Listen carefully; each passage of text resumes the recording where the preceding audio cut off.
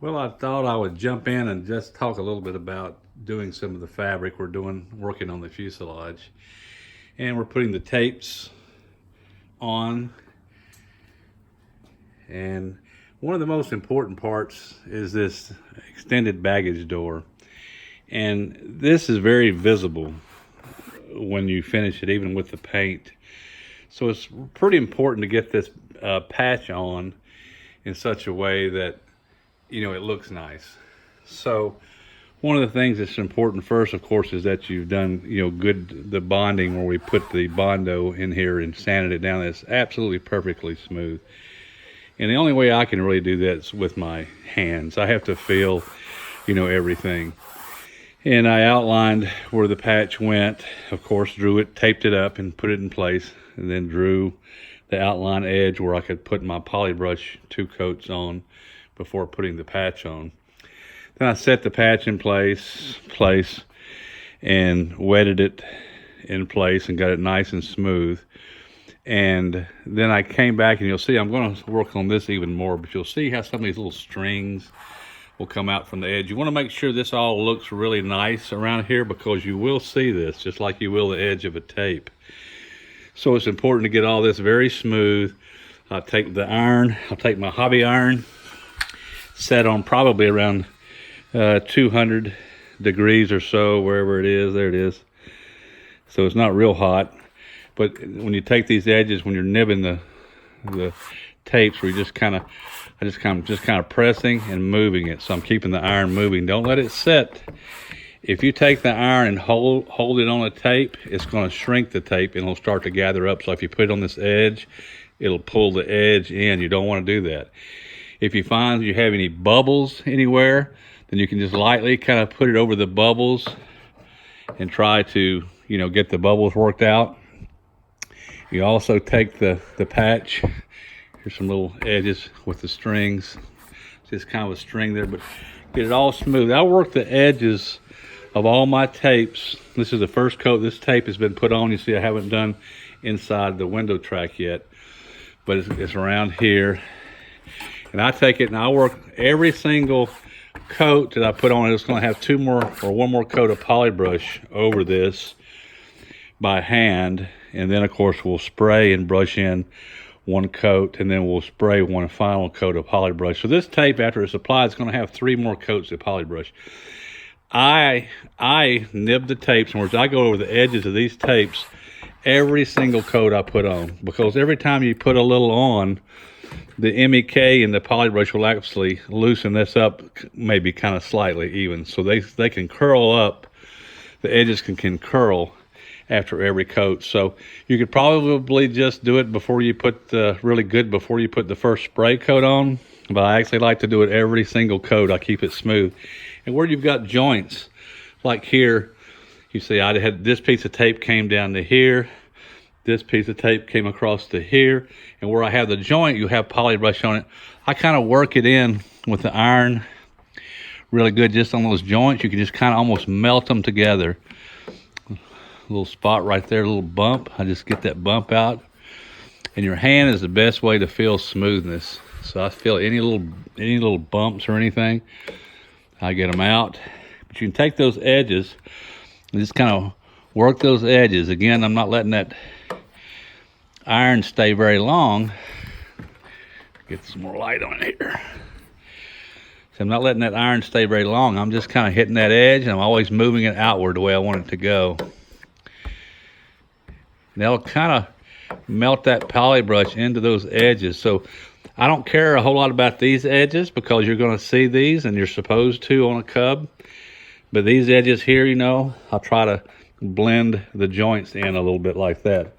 Also, like in the back here, where you have to there's a 2-inch tape that goes down this center here. Then to make it work here, you have to put another piece from the top, a 2-inch tape down here. It's going to about right here. This tape came down from there to about right here.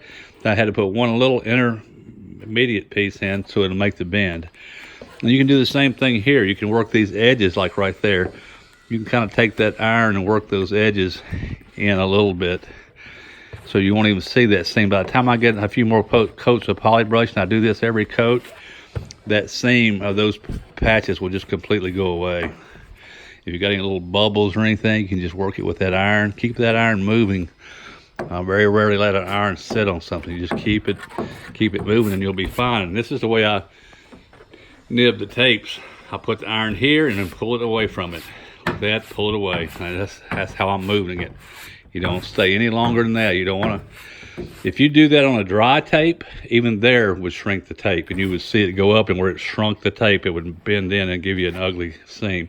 Once you put the first coat of polybrush down, or you got 2 coats, then you've got the tape with polybrush, then that pretty much holds it in place. So then you're pretty safe then to go ahead and nib it, and then just use your finger and feel how it feels. If you feel a little roughness, just smooth it out a little bit. You just don't want anything sticking up. Like I say, this has just been the tape applied. So I have 2 more coats, or 1 more coat that'll go over the tape, and then 2 more coats of polybrush applied to the whole thing. And like these patches here, I'm not so worried about this in here because this is all going to cut out right here.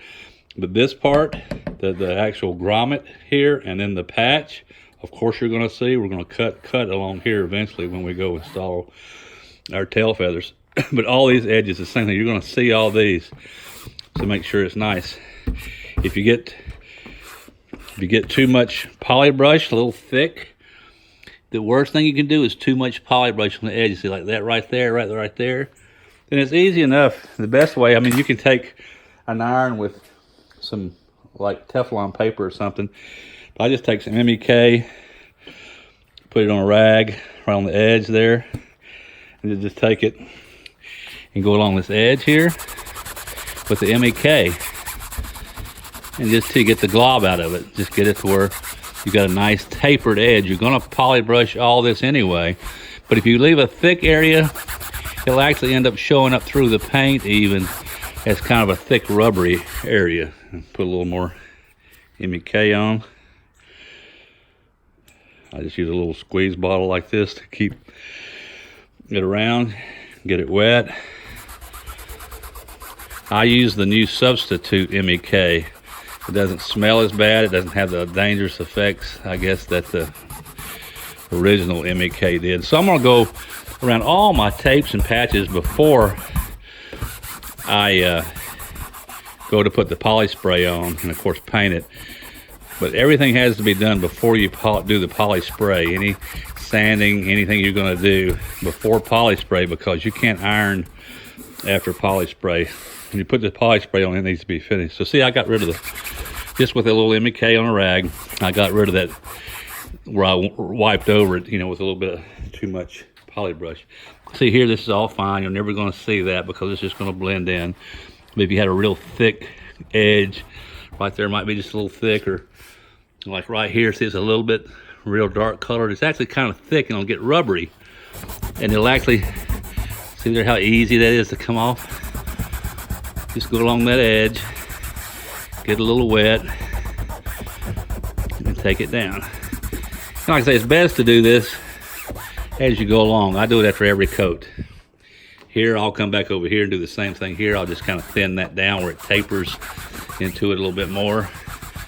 MEK evaporates so quick, you have to keep this wet. What I've done with the patch around this excess baggage door is I first installed the patch. Then I came back after just around this area here, just around the outer area. Now here, you got the indenture where your door will end up sitting in later, right along this edge. This is still wet. I just put this poly brush on. But in these areas, you do it one step at a time so it'll work good. So I first installed the patch, only putting the poly brush in these areas here, the flat areas. And then where the indenture was, I left alone. After this dried, good for a day, then I've come back today and I've just put it along this part where this is going to wrap around here. So I just, right now, I'm going to only put this part that goes into the indenture. So I get poly brush all over this area here, like this, all around here. And then I actually took the iron and very quickly just took the tip of the iron and gave it a little bend So I just took the tip of the iron and went right here and just not waiting, not holding it there long, just ran along that edge so it would make that bend like that.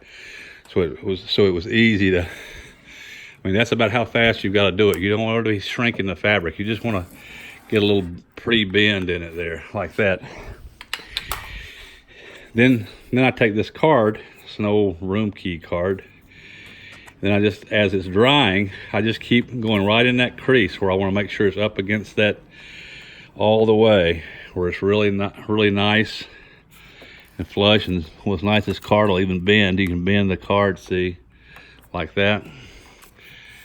You don't want it bubbled out. You want all that flat in there, like that. And you can check all these areas all the way around it as the poly brush dries. Just being sure it stays like that. Then you can, like in here, you can take this card, see, and bend it. It'll bend, and you can go around and really push that crease in there like that, because you want that indenture to stay there as you come around. Then once this dries good, then you'll come back and I'll take the iron and I'll put it along here like this, and I'll give it a little pre-bend, you know, kind of like that, just to give it a little, let it make that turn a little easier, like that. And you can do that all the way around, just giving it a little.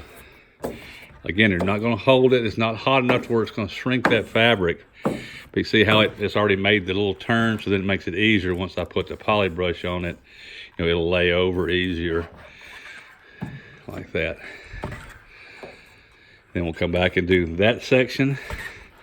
And once it's done on this side, I'll do the same thing, let it dry. Then I'll take the iron and I'll let it fold back around the back side of where it's going to go. I'll iron it down there to give it a little crease too. Then do the same thing, poly brush it and do it. So you're going to do one stage on the outside, let it dry.